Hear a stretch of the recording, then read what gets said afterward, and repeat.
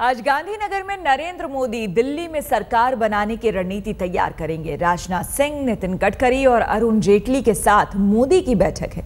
चुनावी नतीजे के बाद के हालात पर इस बैठक में चर्चा की उम्मीद है। साथ ही अटकलें ये भी है कि केंद्र में बीजेपी की सरकार बनने की स्थिति में वरिष्ठ नेता लालकृष्ण आडवाणी की क्या भूमिका होगी, इस पर चर्चा होगी।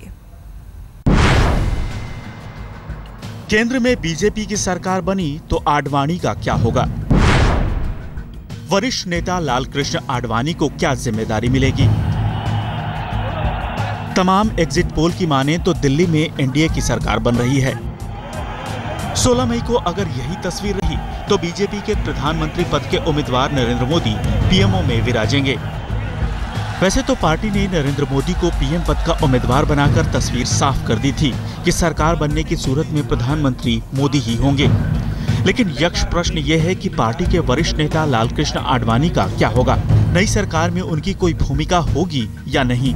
बीजेपी के अंदर इस पर माथापच्ची चल रही है। खुलकर कोई कुछ नहीं बोल रहा है, लेकिन इतना साफ है कि पार्टी आडवाणी के सम्मान में कोई कमी करते नहीं दिखना चाहती।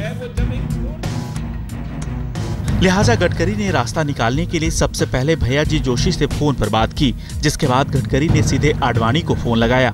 आडवाणी से बात करने के बाद पार्टी अध्यक्ष राजनाथ सिंह को फोन किया।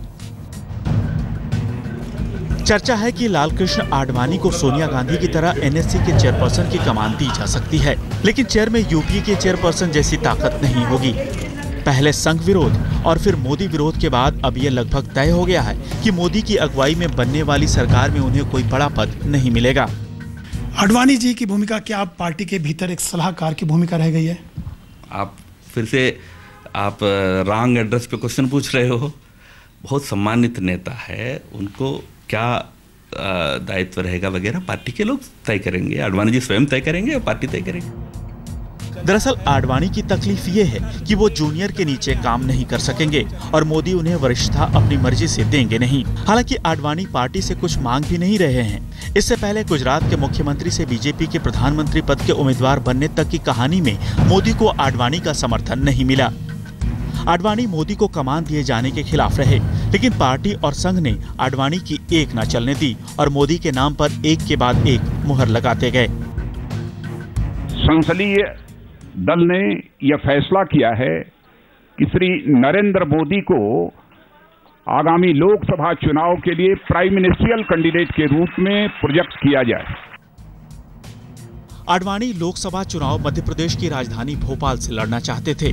उन्होंने पार्टी में इस बाबत साफ संकेत दिए, लेकिन मोदी के नाम पर रंगी बीजेपी ने आडवाणी की मांग को खारिज कर दिया। भारी दिल से आडवाणी ने गांधीनगर से चुनाव लड़ने के लिए अपनी हामी भर दी। आडवाणी जानते थे कि मोदी का विरोध करेंगे तो गांधीनगर सीट भी बचाना मुश्किल होगा, लिहाजा प्रचार के दौरान मोदी का नाम लेते दिखे। कि इस बार स्पष्ट है कि भारतीय जनता पार्टी के नेतृत्व में सरकार बनेगी और श्री नरेंद्र भाई मोदी देश के नए प्रधानमंत्री बनेंगे। दिलचस्प है कि कभी मोदी की कुर्सी आडवाणी की वजह से बची थी, वही आडवाणी आज मोदी के सहारे गांधीनगर सीट बचाने की कोशिश कर रहे हैं। लेकिन ये भी सच है कि पार्टी आडवाणी की प्रतिष्ठा को कोई आंच नहीं आने देना चाहती। लिहाजा आज राजनाथ, गडकरी और अरुण जेटली अहमदाबाद में मोदी से मिलेंगे और किसी फॉर्मूले तक पहुंचने की कोशिश करेंगे। रीमा पराशर के साथ आज तक ब्यूरो।